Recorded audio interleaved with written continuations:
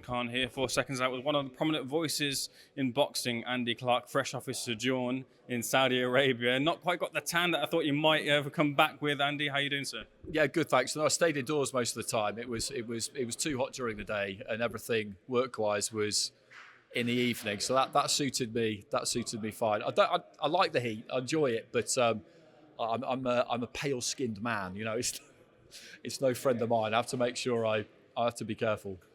The many stars that were there, and I was shocked to see R9, the original Ronaldo there, who was the one that really, you'll take back with you, or stick with you, that you got to speak with, meet with. Yeah, I think so. Because I wasn't really expecting to see him. You know, we knew that all these stars were out there, and we knew that, or we were told that, Eminem was going to be there and stuff like that. And I would never be dismissive of anybody at the top of their field, but I was way more excited to see the original Ronaldo walk in, and just really pleasantly surprised by how brilliant his English was, because I didn't know he spoke English. I couldn't think of any particular reason why he would, because he never played here as a player, and yeah, so that kind of took me by surprise. He was great, and he'd done some boxing training, his son boxed and all that kind of thing. So yeah, stuff like that.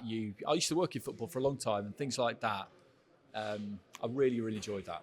And you might have been shocked to see R9 there and speak to R9, but the boxing world, and you were as well, shocked by the goings-on in the ring between Tyson Fury and Francis Ngannou. Just set the table for me in terms of what you saw and what it means for boxing right now.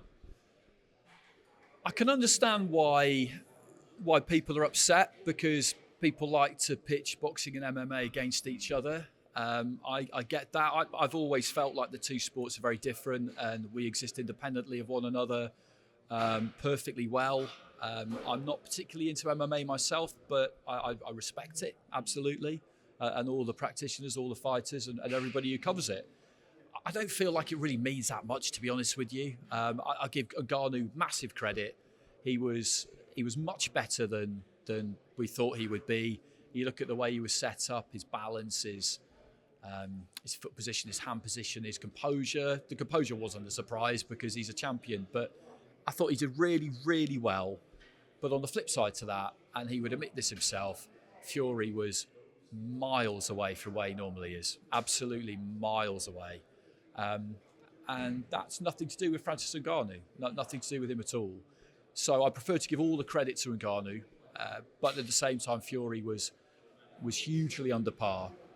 And as a result, I do find it quite difficult to make a judgment on how good Ngannou is exactly. People have been talking about him being a top 10 heavyweight now. Maybe he could prove to be that, but I don't feel like we really know after Saturday, because yeah, Fury just wasn't. He wasn't at the races at all, was he?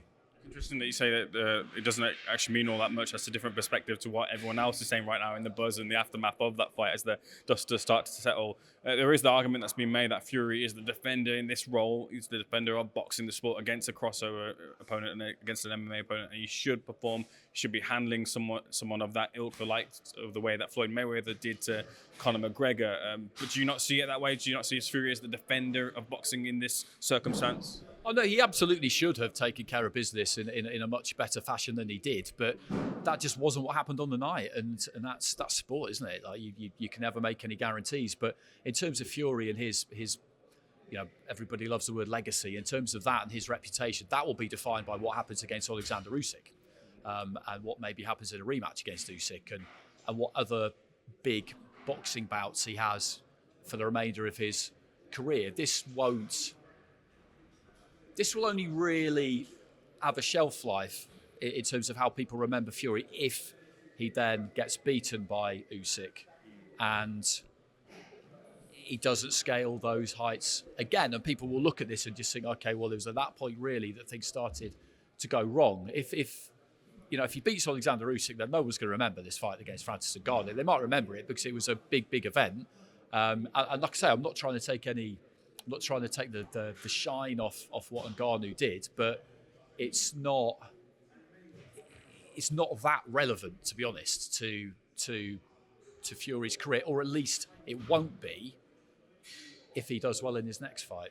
I can understand the educated perspective, but do you think for fans this might be Tyson Fury's anti-Joshua Ruiz moment here, in that it will just carry and stick with him, unless, of course, he gets the win against Usyk, as you're saying. Yeah, I mean, it could if he doesn't get the win against Usyk, but that fight's going to happen. I'm really confident of that. You know, everywhere we went last week, everybody was saying that fight's happening. I'd imagine it probably won't happen on the 23rd of December. That's what we're hearing now. That's what we heard straight after the fight. But even though we heard that straight after the fight, I still thought there was a good chance it could, because, you know, it's contractual. It's agreed to, and he's not injured. He's got a little bit of damage, but he's not injured. He did some interviews the day after himself and said, look, you know, I could do it. And I don't think it would be the worst thing for him if he did, because it won't give him any time to dwell on this. Take a bit of time out, get straight back in the gym, refocus on what you know is a massive task. No chance in the world that he's going to take that lightly, and just get this out of his headspace as quick as possible. Whether he feels like he'd be able to do that or not really would depend on the level of fitness he's at. If he trained hard for Ngannou, then he's already fit and he could go again quickly. If he didn't, and he's not really that fit, then he needs to kind of start again and give himself a proper length camp. Hard to say, I know, because obviously he's just faced one boxer, of course, being one of the best boxers in the world. But do you see Ngannou being competitive with the likes of Wilder, likes of Joshua, if those fights do materialise? It's kind of impossible to say, because that one fight we had, like I say, Fury was way off the pace. But what we saw from Ngannou was, I was impressed. You know, he was a lot better than I thought he would be. He wasn't crude. He didn't come out swinging. We thought he would, because that would be the only way he could make an impression. But it turned out that actually he's got some skills. He's got some technique. The heavy hands are obviously very, very real, because you don't put somebody down with a left hand to the top of the head like that unless you've got some serious power. I think we'll find out whether he's going to be a threat to those others, because I think those are very marketable fights. Number one, because of how he got on against Fury, but number two, because I think that Eddie, for example, will look at him and think, brilliant, his stock is high because of what he did against Fury, but I know that a fully firing Anthony Joshua will take care of him, and I would make him right. So I think he's in a good position, Ngannou. So I think the people there'll be a queue outside his door, because people will fancy him, which could be their undoing. We don't know, because it's hard to know. It's impossible to know, really, after Saturday, how good he is. I think there's a queue outside Chris Smith's door. Masternak wants him. Lawrence Okolie wants him in the rematch. Jai Pataya wants him here. He's got to get through Masternak, though, on the 10th of December. Do you feel he will? Do you feel it's a tough fight for him? It is a tough fight, but I think he will. I like the fact that he's picked him, because he could have made an easier choice. Masternak will be bang up for it, because this is his first world title fight, which is amazing, really, considering he's been at fringe world level for about 10 years.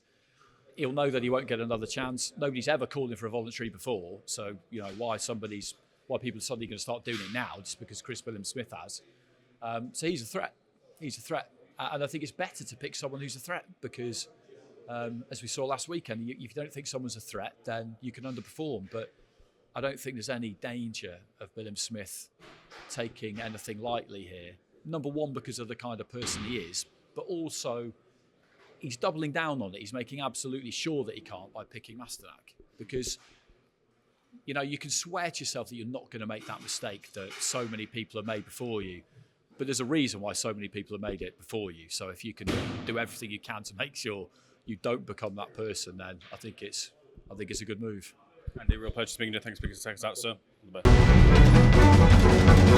best.